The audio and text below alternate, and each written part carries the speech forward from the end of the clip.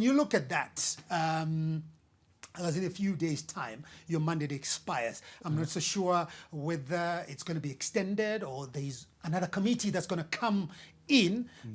But well, you are well versed with how things are. But have you guys done justice to what you were mandated to do? Very much so. Run the affairs of ZIFA.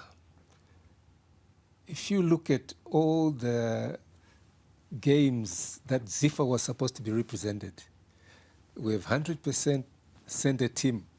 No matter whether we're given 1 day notice or 2 days notice, we've sent a team. Starting from the inauguration, the women's competition, and then all the men's tournaments, whether in Rwanda, Malawi, as well as South Africa.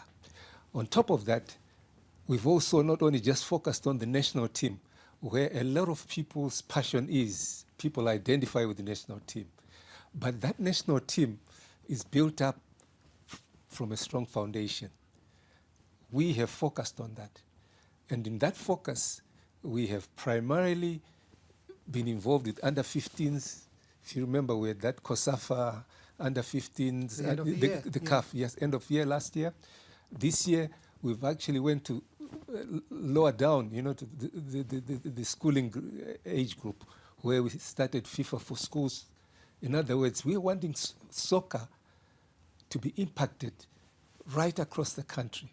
We've also gone around to remote areas and given training kits, balls, so that people can start realizing that no, there is ZIFA out there and they are part and parcel of that ecosystem. That excitement has actually resulted in something like 3,000 clubs countrywide wanting to be members of ZIFA. People who are now just playing social soccer. So when we talk about what have we achieved, there are different ways of measuring success. But anyway, on the mandate points that have been raised, I would say 4 of those mandate points were very much close to completion. Some of them are completed. Restructure the ZIFA Secretariat.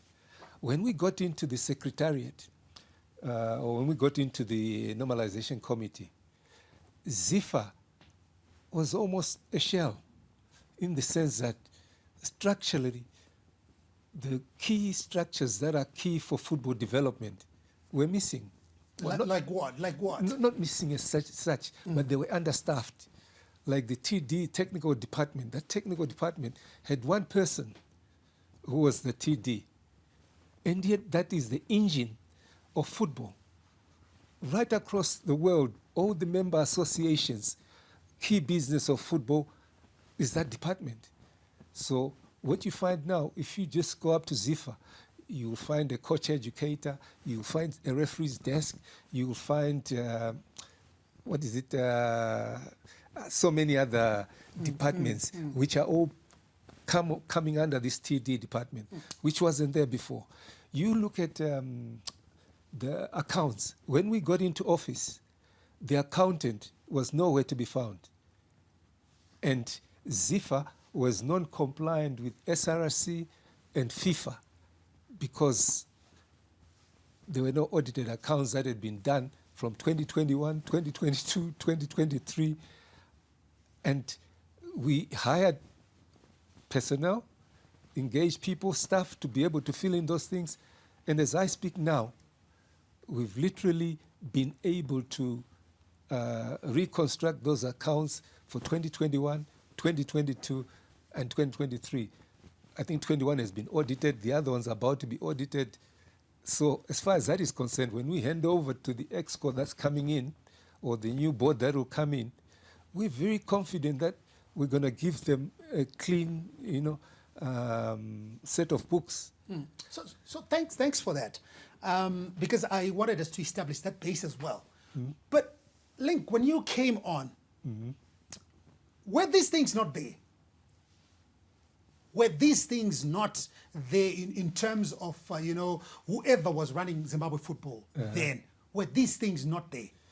No, some of them Because I look at... No, the department, you'd have a technical department, but a TD department which does not have those referees desk, does not have the coach coordinator. They might have been there, but structurally they were not effective as far as FIFA would look at it. And that's why you ended up with systems whereby you ended up people being given coaching courses, but certificates not being dished out, because we're not being compliant with what is the structure that FIFA would accept. So we've actually just put in place. In other words, what we're saying is football was being played, yes, but it was social football being played.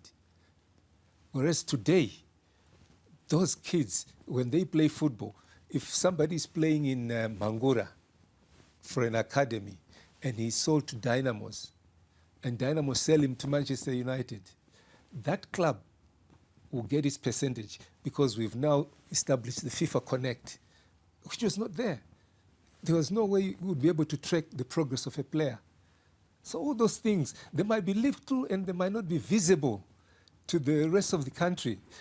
But as far as we're concerned, we know we're actually laying the foundation for proper football growth in the country. Konapo Konapo, Ipapo Ipapo pa ZTN Prime, DSTV channel 294, the place to be.